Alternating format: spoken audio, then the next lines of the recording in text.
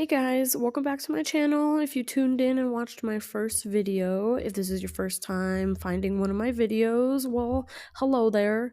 My name is Angelica. I have my own press-on nail business. So these videos, you'll get to see me creating all my press-on nail sets and whatnot. It'll be a little bit of like a nail design tutorial, but the main thing is just getting to watch me create these nail sets while I tell spooky stories. The stories will be a mixture of true accounted paranormal stories. Some of them will be like something scary that happened while someone was out and about in real life. Sometimes it can be true, like culture monster kind of stories. We've all heard about like La Llorona. There's Bigfoot.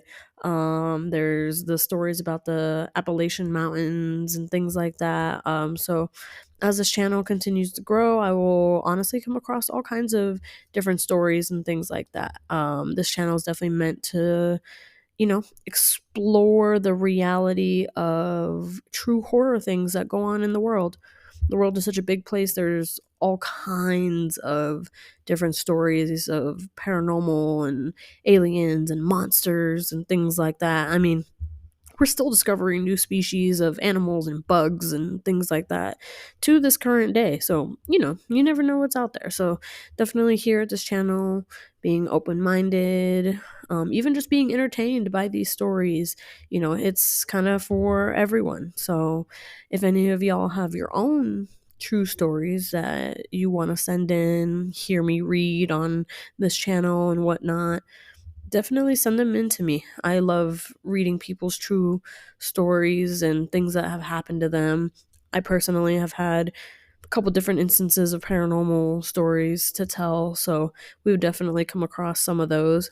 I already told you guys my first like true paranormal experience in the first video. If you haven't watched that, definitely go check it out if you can. Any and all support is appreciated. But now to kind of get into today's story.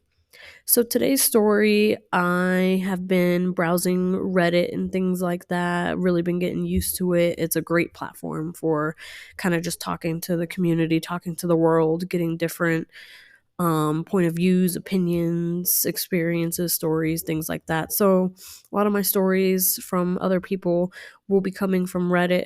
I'll try to credit them, of course. I wouldn't have these if it wasn't for these people telling their stories. But so, anyway, today's story comes from Reddit. The storyteller's name is DevX. This is going to be about their experience on a dating app. I don't know if anyone else has had scary experiences using a dating app in the world of social media and the internet and catfishing and fake profiles and all kinds of things, especially when it comes to dating apps. You never know who you're actually meeting. So, this story, not sure how long ago it happened to this person, but it will definitely make you think twice about meeting up with somebody on a dating app. Best advice I'll give y'all is for sure try to vet as much as possible this person that you're talking to, not necessarily where they live, but if they're inviting you out somewhere to their place, things like that. Everybody just make sure you're safe because there are a lot of crazy people out there. You never know what you're going to experience. And this story here will definitely show that to you. So now it is time for spooky time. Story begins with Dev saying, I will never use dating apps again. Everyone feels lonely sometimes. For me, last night struck a little harder than usual. I'm not sure why it did, but it led to me downloading Tinder. When irrational thoughts get to you, you start to think of irrational solutions to your problem. I figured I could get on Tinder and swipe the night away, as it seemed like the easiest fix for my problem.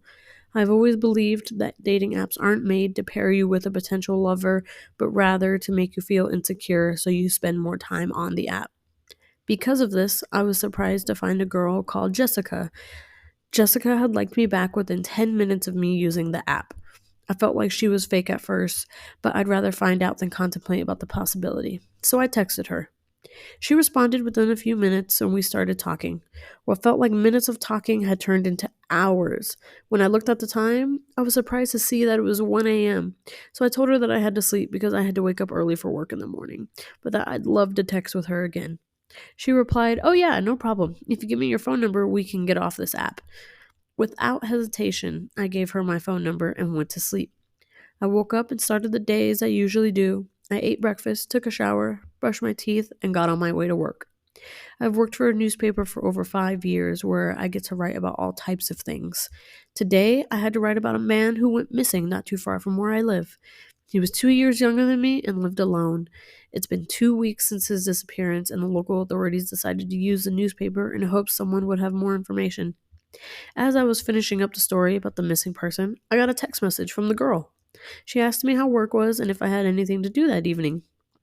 I caught myself smiling at the text message and ridiculed myself for already being head over heels for this girl, despite not having met her in person. I always tend to get attached to people too quickly, which is usually why my relationships don't go as I would like them to. Because of this, I cursed my mind for feeling this way. I waited a few minutes before answering her text because I felt like it would make me seem more mysterious and busier than I actually am. I'm not sure why, but I figured it would be better than replying within 5 seconds. "Yeah, I'm free. Getting off from work soon? What do you have in mind?" I sent the message and went back to finish the news article. Once I had finished it, I sent it to my boss for confirmation and left work for the day. When I looked at my phone, she replied to my message. "How about you come over to my place in an hour? We can chat and have some fun." Without hesitation, I quickly opened the chat and replied, completely disregarding my previous strategy. "That sounds great. I'll be on my way soon." A few minutes after that, she sent me her address, which was not far from where I lived. It's about a 15-minute walk. As I made my way to her house, I was imagining all the possible situations that might occur, any conversations we might have, and what the best responses would be. I arrived at her house 10 minutes earlier than she said, but being early is usually considered a good thing. I knocked on the door of her house and waited for a little bit but got no response. I grabbed my phone and told her I was at her house. While waiting for a response, I decided to look around the house to see if maybe I could see her through one of the windows. I made my way to the back of her house and quickly found myself standing in the garden. Standing in the garden, I immediately noticed something odd. It seemed like she had done some digging a few days ago. I figured she had tiles in her garden which she decided to remove. Before I had the chance to think about it any longer, I heard her voice yell at me from a window above me. "Oh, hey, you're already here. Let me open the door."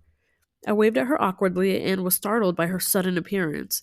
I quickly regained my composure and made my way back to the front door, where I was met with her beautiful smile and a gesture for me to come in.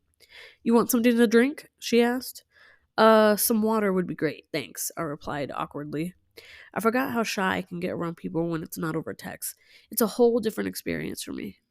I could tell she picked up on it, and she was amazing when it came to talking to people, because she managed to make me feel at ease quickly. She handed me my drink, and we started talking like we had the night before, the only difference being that this was face to face. After talking for a bit, I asked her if I could use the bathroom. "There's one right down the hall," she said, pointing to the general direction. I stood up and made my way to where she was pointing. The bathroom seemed to have been recently cleaned, and the smell of bleach was more than noticeable. But other than bleach, I could also smell something else, something rotten. I made my way back to the living room and said, "Hey, I think some animal might have died near your bathroom."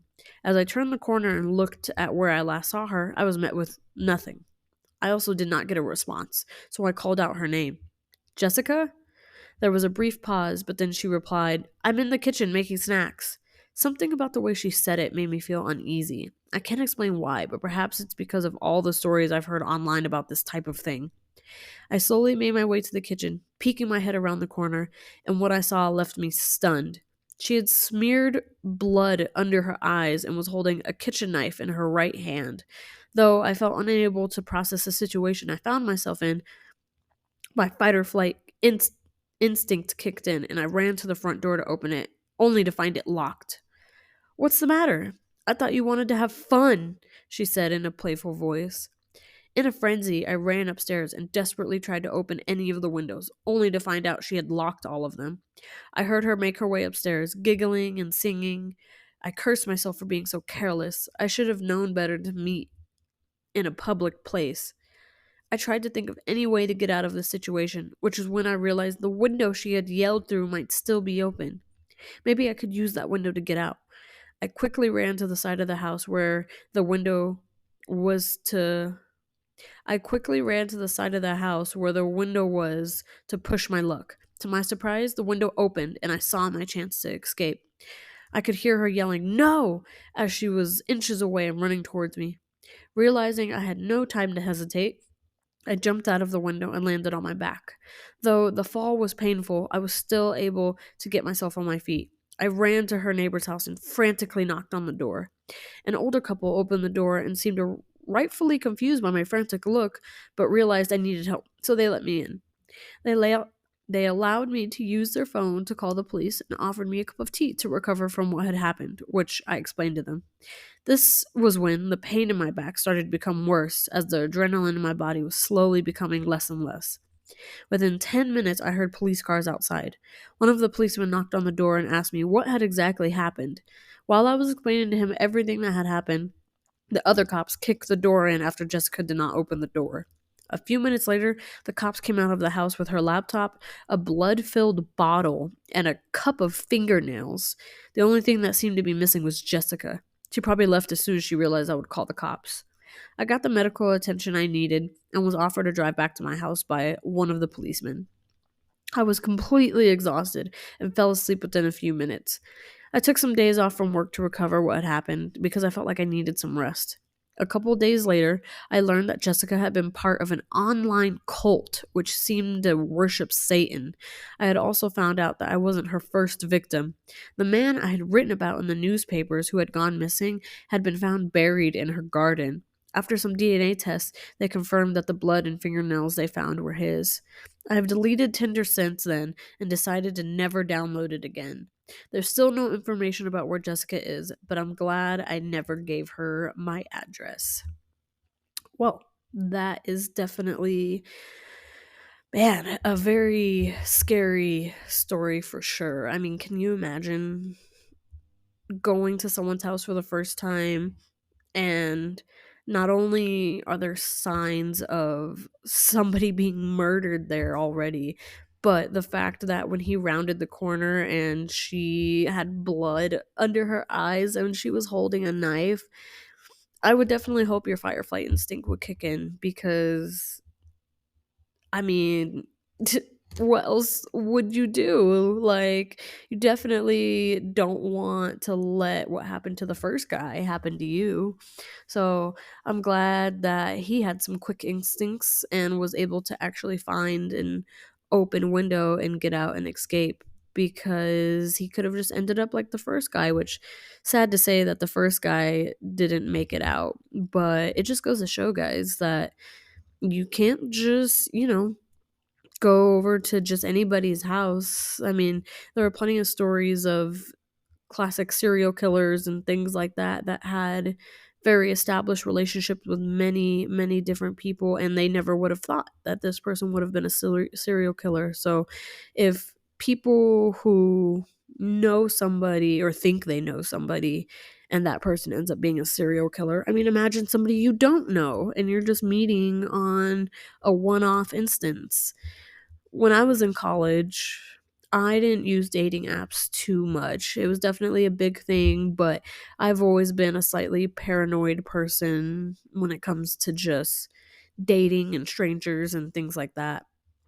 I'm a small girl, and also my mom was very paranoid while I was growing up and things like that. She was always watching like what was that show, like America's Most Wanted and Dateline and things like that. So she was always paranoid about kidnappers and whatever, yada yada yada. So I think some of that anxiety just carried over when I became an adult. So I definitely didn't use dating apps too much. I did use them once or twice, and that's actually how I met my current boyfriend.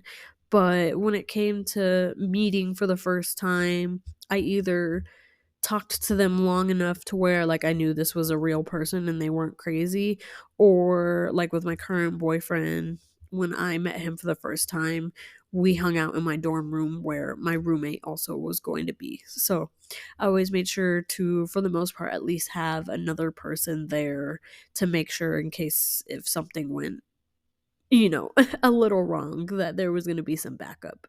Other than that, I personally, like, again, I've been with my current boyfriend for about like 6 years now. So I haven't been much in the dating game as an adult in general. But even when there were times where I had moments to date and things like that, I definitely made sure to have people nearby, or I just made sure to never be alone with this random person that I didn't know. Because a lot of times people have ill intent, and you can't always give everyone the benefit of the doubt. So, thankfully, I personally never dealt with any experiences with dating apps and things like that, but I can tell you from listening to plenty of other podcasts and YouTubers and things like that, I have heard countless stories where meeting someone on a dating app has gone wrong, or even sometimes it's just somebody trying to rob somebody.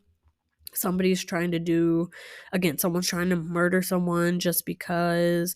There's all kinds of instances where dating apps are used for wrong. I mean, again, there's catfish and all of that, so it's super easy to do nowadays. But if any of y'all end up using or are currently using dating apps, definitely be safe. Use your best discretion. Talk to people. Just make sure that they're not going to be a psycho murderer. Because you may either end up like the missing man in the story, or you may end up like the dude who got away. But try not to put yourself in that situation. Well, guys, I'm reaching somewhat near the end of my video, so I hope you enjoyed the story time for today, and I hope you enjoyed watching me create this nail set. This nail set I named Bloom and Blossom because it definitely reminds me of cherry blossoms, and also just the bright pink definitely makes me think of springtime and all the flowers and trees and things like that coming back to life and blooming. I just love springtime. Springtime is a beautiful season. Everything's coming back to life, especially flowers and the trees. Everything's being nice and green and colorful. Out here in Denver, any season is really nice. And currently, I'm dealing with a snowstorm that has been going on since last night and is going to continue to go on through the rest of the day. So I needed some brightness in my life. This set definitely is helping me get through this snowstorm right now. I'm currently wearing this set that you see me creating. I hope you guys are ready to listen to more spooky stories coming up and watching me create more spring sets. It's definitely spring season for me right now, so a couple of the sets that I'm going to be creating on my channel are going to be spring themed, so definitely kind of prepare for that if you enjoy watching some spring designs. And definitely watch my videos. Sorry, guys, getting used to this talking to a screen and kind of just winging it and not having a script is definitely an adjustment. So bear with me. I know as I keep doing these videos, it's going to get easier and easier. It's just a process. It's like doing presentations at school, having to stand up in front of the whole class and having to fill a time of 3 minutes, and then you don't realize how long 3 minutes is until you're having to fill it up with talking, and at least you have like a presentation to go off of. I guess I have my video to go off of. I mean, currently right now you can see me painting the kind of like vine design. Actually, I forgot to say, I got this design idea from Pinterest. I've been spending a lot of time on Pinterest looking at the different spring design ideas that there are. Instagram is usually my go-to as well, but I definitely like Pinterest. Pinterest has some nice designs on there. But yeah, guys, definitely bear with me. It's a process for me learning right now how to talk to a screen without having really an audience or a script to go off of. So I hope you guys are enjoying this so far. I'm going to have probably 2 more videos up after this one. You can probably expect them to be out every 2 weeks, sometimes sooner, sometimes later, just depends how life is going. You guys know how it is. But I hope you guys enjoy watching the rest of the video. It's almost near the end. You'll get to see the completed look. Feel free to check out my Instagram to see like pictures or reels of me actually wearing the set. It looks really, really nice. Came out a lot better than initially what I thought it would. I've been really loving the almond look. I used to be a coffin girl, but now I definitely think I'm an almond shaped kind of girl. But all right, guys, I definitely hope I see you next time. Please, send in any videos, not videos, send in any stories that you may have if you want me to read them. Can't wait to hear from you guys. All right, bye.